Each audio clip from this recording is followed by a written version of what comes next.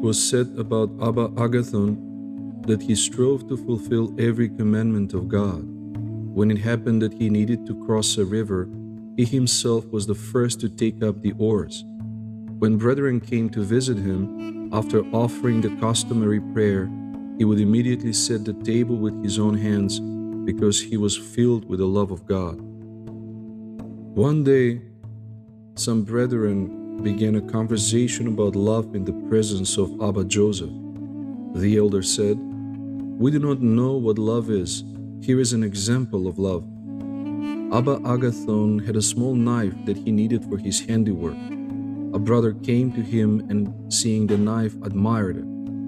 Immediately Abba Agathon began to beg the brother to take the knife as a gift, and he did not allow the brother to leave his cell until he persuaded him to accept the item that had pleased him. We must take into consideration how much effort it would have cost to acquire again in the deep desert a tool necessary for his manual labor that formed part of his ascetic rule and was his only means of providing for himself.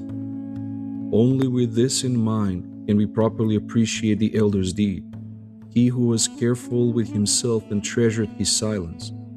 Venerable Abba Agathon, though living the life of a hesychast, preferred the fulfillment of the commandments of love for neighbor above his silence, like St. Moses the Ethiopian, and in contrast to St. Arsenius the Great.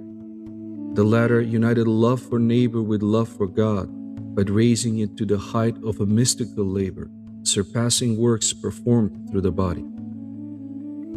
Abba Agathon said, "If it were possible for me to take the body of someone who is a leper and give him my own, this would be a delight for me. Such is perfect love." It was related about him that once, when he went to the city to sell his handiwork, he found there a sick stranger lying on the street, and no one took upon himself to take care of that stranger. The elder stayed with him. With the money he received for his handiwork, he rented a small dwelling, and the remaining money from the rent of the cell he used for the needs of the sick man.